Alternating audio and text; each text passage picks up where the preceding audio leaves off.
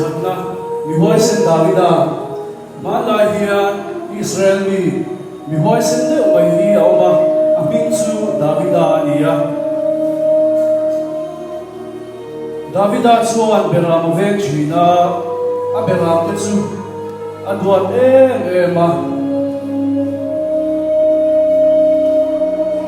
ransa laka changten aven thina Davida chuan apa thuo ema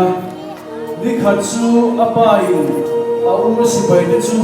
eitu petrole andam le dam lo te shukuri atira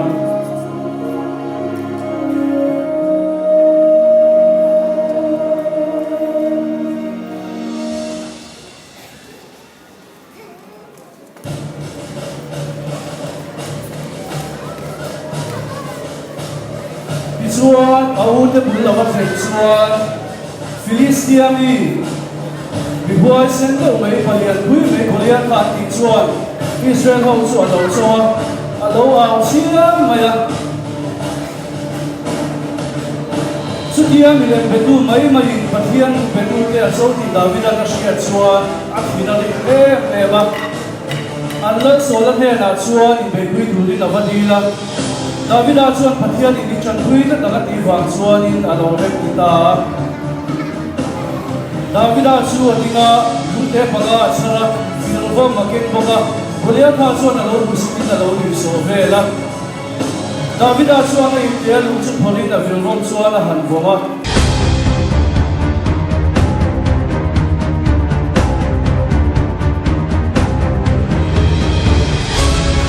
Sandara chuan a hokwa bolia tha chu ro maya athita an lo me mani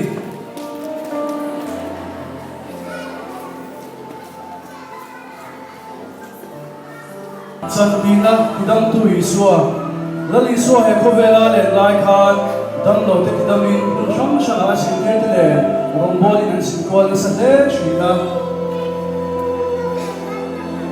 Trung khat chuan rombol na hun pakhatang midel pakhathian alo aw siam maya an hau poin aw na sa zual so maya ichuan iswa chu hula vakala kal toro irin nai dam buye atia ami talo var ta ala alo me ma iswa chu zui ve ta ala ni ichuan iswa chu rombol na kal zela chuan bengo an nuwa iswa chuan a phunga ma tu ma lo na ashwaya abente khoi sada iswa chuan van la mai na ke fatha adia chu vele abena lo van ta hok maya mi chong te shithin ta lo chong te ta hal mong ani alo me ma iswa ring tu chadak ani sui se ani chung khan su chong te lo te ong khwa iswa chu lo kan lo maya chong te lo te nu le pa chuan an pa fi chuan ya na to chuaya Idam saturi nan ngena Iswa na khonswa na phai ma aka chunga ram khoi awani asya Iswa chuan chuak ro atia ram khoi chuan iswa chuan to ma wangi na chuak tanala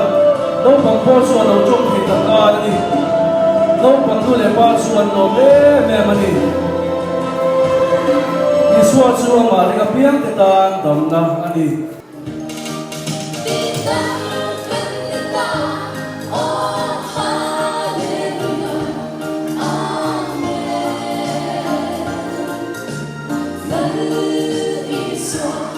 Sen kan bli